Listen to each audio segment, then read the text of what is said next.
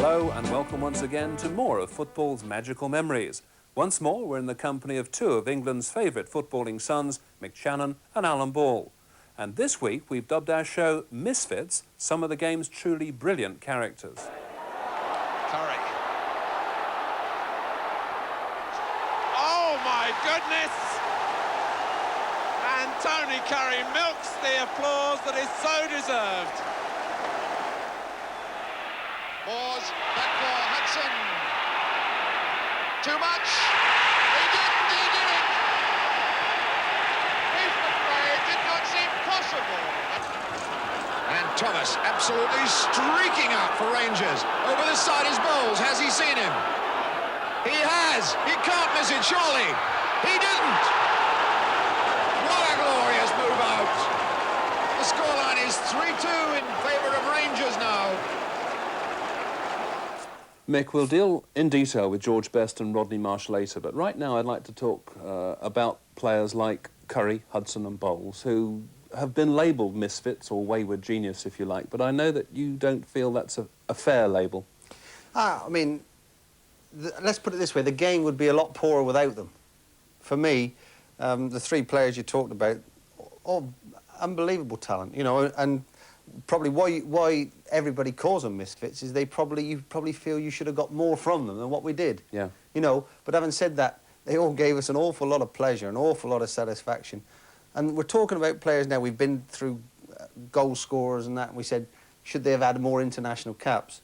Should these players have had more international caps? And they are international players, and the answer probably is yes, they should have had a lot more international caps.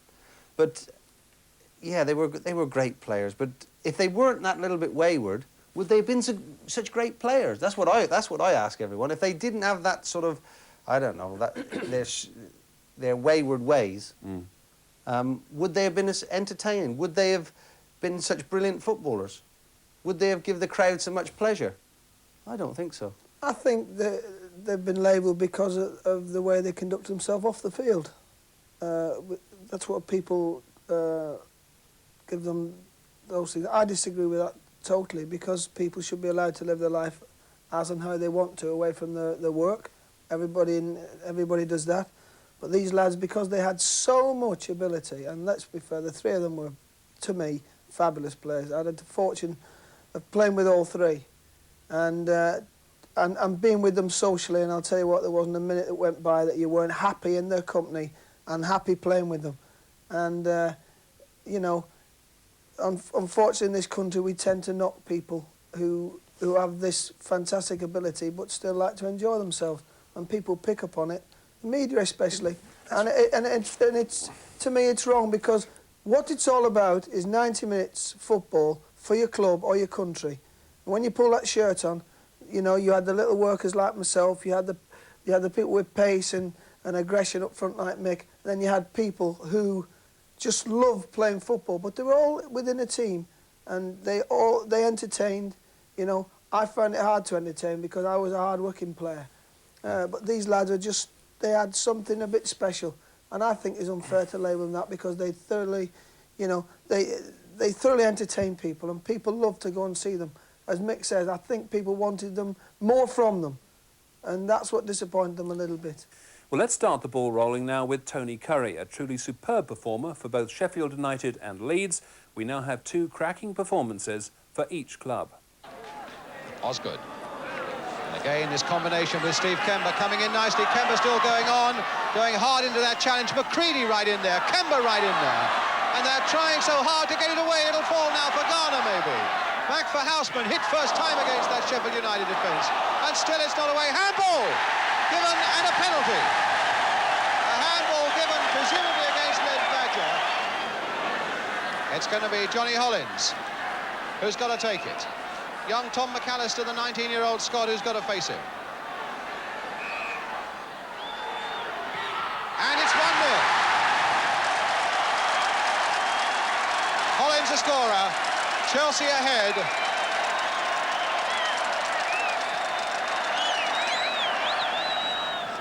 And now Tony Curry.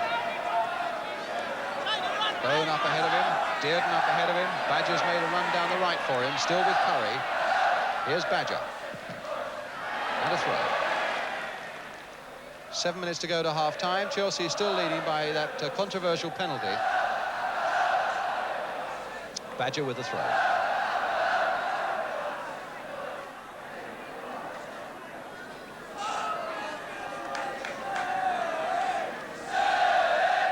Oh, nearly a little too high for Webb. Didn't really get the right sort of header in there. But now Garner for Chelsea. Ran straight into trouble, and it's with Tony Curry. Letting one fly, and a beautiful goal! Tony Curry, a superb goal!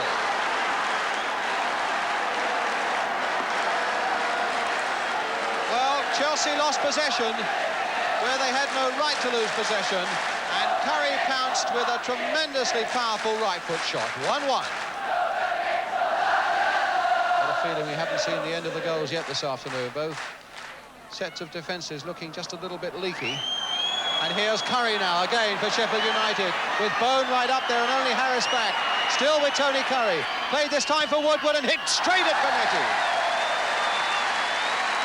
What a feeling Sheffield United should have made a little more of that. Garner. Kemba. Hudson. Garner again. Sheffield United now with a lot of red and white shirts back, getting themselves out of trouble. And the ball with Badger. And now Curry again. Curry still going on, and played nicely for Jim Bone. He's all right, he's onside. And somehow Chelsea scrambled that one away as well, with their defence really in disarray again, as the whistle goes for half-time and the sides all square at one each. That fell nicely for Bone. And Alan Woodward is all right, he's onside now. Can this put Sheffield United ahead? He has! Alan Woodward, 2-1. Williams for Southampton, who numerically in the middle of the field are working quite effectively at the moment. Now Flynn. Graham. Having to check back. What a marvellous shot, and what a marvellous goal from Arthur Graham. Out from Golak. In goes Madeley. Cross comes Nicol, and he's lost it. And it's Graham again. Now Paul Madeley. And it was deflected. The goal is given.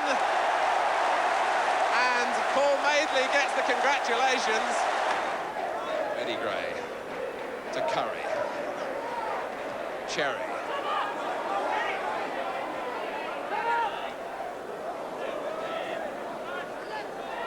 Flynn.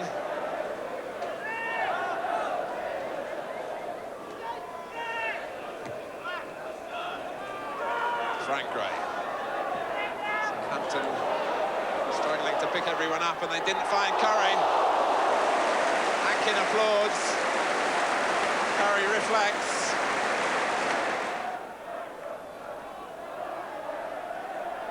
Eddie Gray, another of the 30-plus brigade.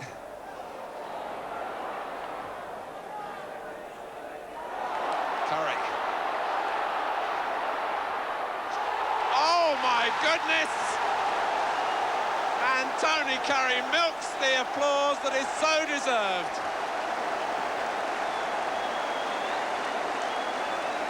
Ten minutes into the second half, and a moment to savour from a player of supreme talent. The curve totally beating Terry Geno. Eddie Gray.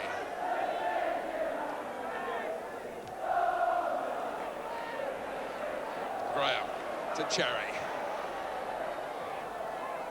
And again they're caught, and Hankin is onside, and Golak has put it into his own net. Hankin can smile. He certainly caused the problems. I thought Tony Curry, you know, I think Stan Bowles and I think Huddy, I think we definitely saw the best of those two. Now I think we also saw a very good Tony Curry, but I don't think we ever really saw the best of him. And right. That's what, out of the three of them, he's the one that I would say that should have gone on. I always felt we could have had more of him. Yeah. I think he was a top quality player. I mean, he could knock 50, 60-yard balls. He could score goals. You know, he could beat people. He was You think great he should have player. done more? I felt there was Alan? a bit more. He was a great player. Tony Curry was a great player. He could do all those things. I always thought he had problems with his weight. You know, I always thought he could have.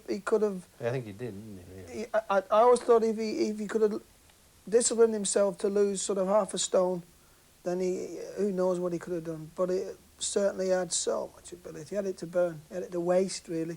He had that much. But he could score goals, he hit balls, he could bend them, he could do anything you wanted with him. He was a very, very good player. I would put him as a great player. And two more of our misfits, Alan Hudson and Stan Bowles, after the break.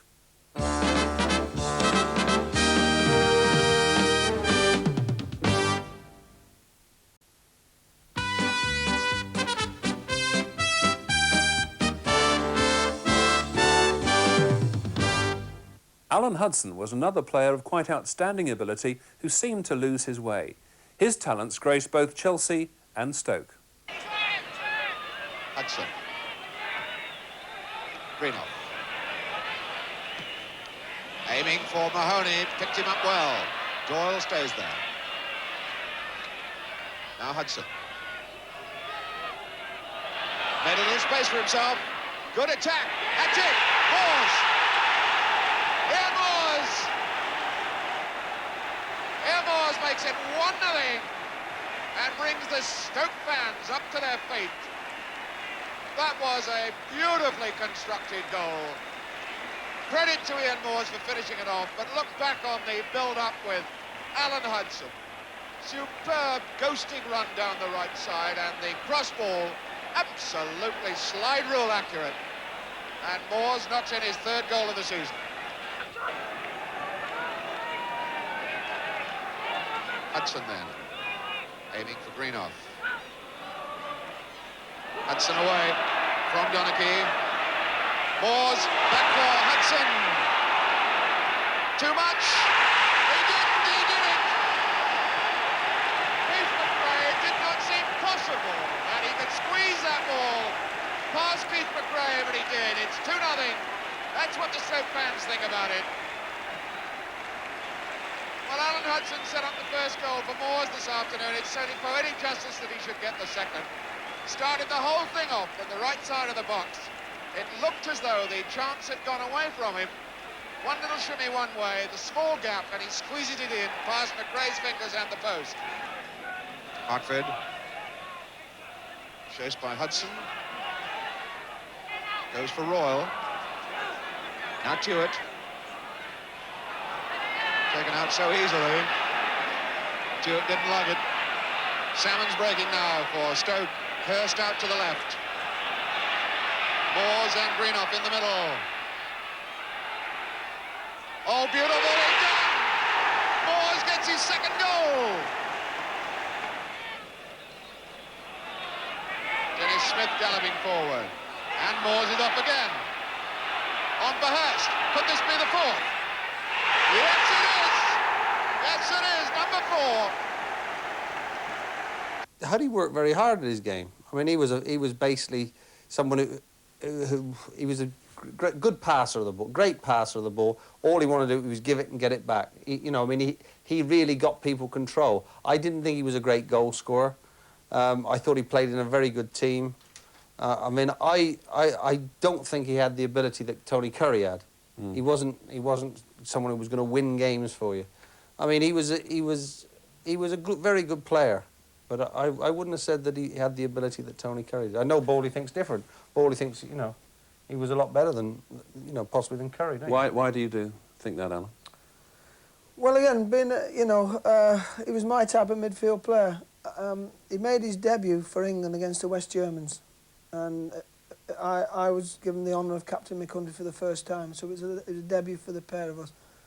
And the lad came in quite late in his career to make this debut, and he gave one of the best exhibitions of passing football against the Germans. Beckenbauer and all them were playing this particular night. We won 2-0, and he was absolutely outstanding. His passing and the precision of his passing, and he used to what I call hurt people. He'd thread balls in areas where defenders didn't like them. He didn't play across people. He didn't play negative things. He always looked to hurt people. He always looked to be creating something. And he had a fabulous engine. All day he'd run. You know, he wasn't the best of tattlers, but he tried to nick things.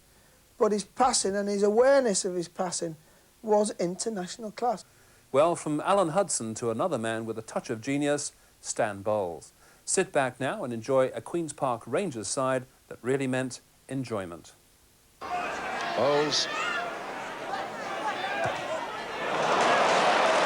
Outside of his left boot, trying to get Thomas away. And Thomas winning it well. Beating Madron there. There's the cross going in towards Gibbons.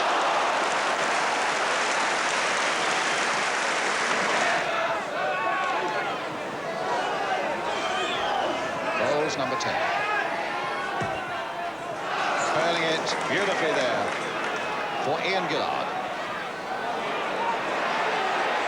Still with Gillard, and a shot and a good save by Flat. Mills and Webb, a foul by Webb on Boersma, just outside that area. Stan Bowles has been behind the kickers, organising that Rangers wall. Saunis with a shot right through there, and it's there by Boersma. Clement. Now Francis. Clement again. Down he goes, penalty. So a skipper's responsibility for Jerry Francis against Jim Platt. And he's got it. 1-1. Now Hollins. There's people like Hollins and Gillard and Clement who've got to come forward, otherwise they're always going to be outnumbered. But here's Gibbons. Yes!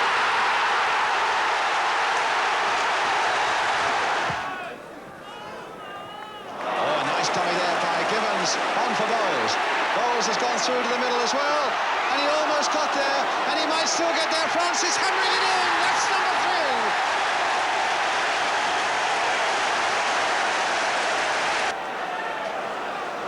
3. Masson. Bowles. Still Bowles. Will this be the 4th? Yes! Stanley Bowles.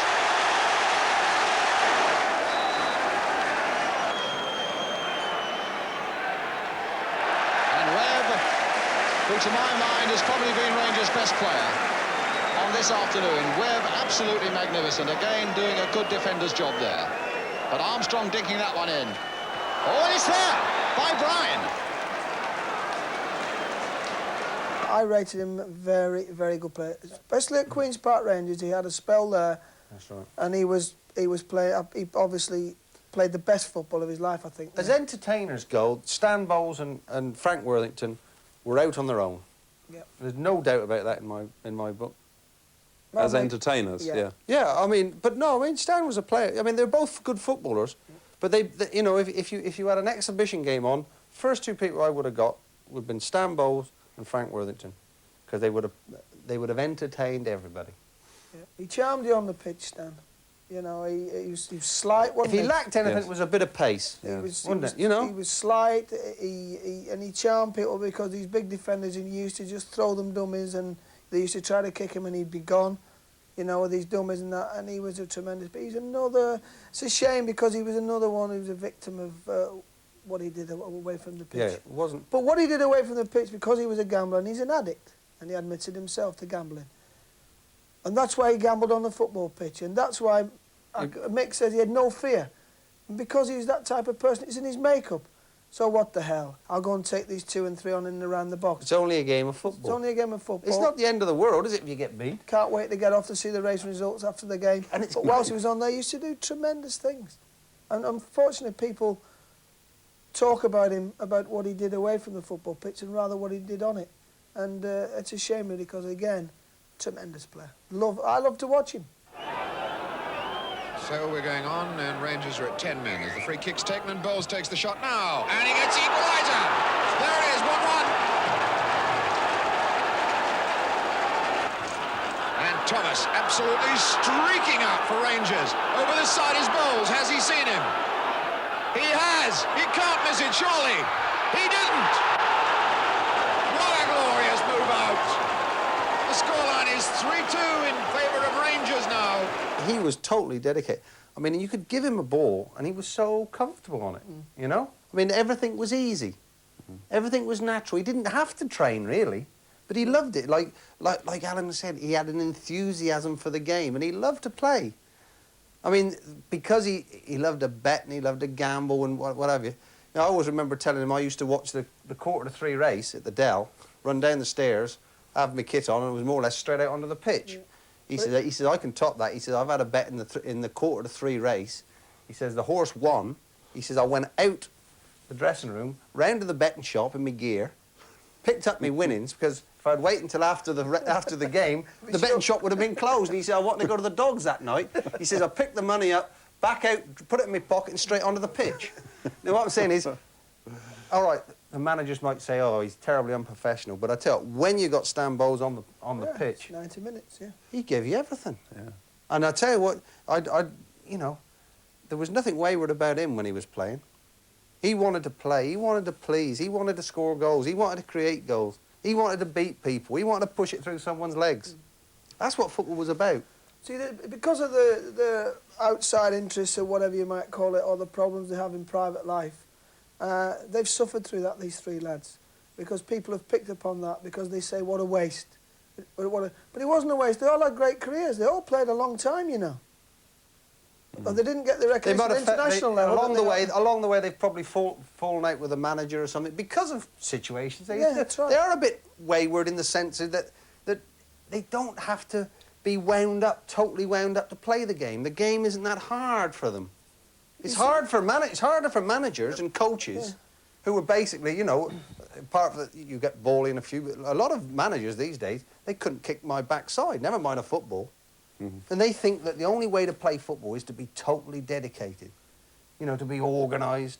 But if you see, as a manager now, just putting in, Mick, as a manager now, I can understand how other managers, they see one person like the Bulls or the Hudsons who haven't got that, what can I say, that fear for discipline, you know, and they don't sort of react the same as a manager would. So he's got sort of 15 or 16 professionals, and he's got this one person who just rubs him up, really, because he can't really dictate to him like he can do the others. But on the pitch, this player is the one that can win him games. And I can see managers, because being one now, I can see managers, these type of players do get up, or did get up people's noses. the game's poorer for it, and even our... I mean, you go back to the days when you used to play on the village green, you used to go and the boys used to have Reader's Digest for pads, didn't they? And they used to go out with cigarettes for the kick-in, you know what I mean? I mean, that's what football's about. It's about sort of characters. And that's it. I hope you've enjoyed remembering with us some of the game's great entertainers. But if you think that was good, wait until next time. We'll be looking at Rodney Marsh and George Best. From us, it's goodbye.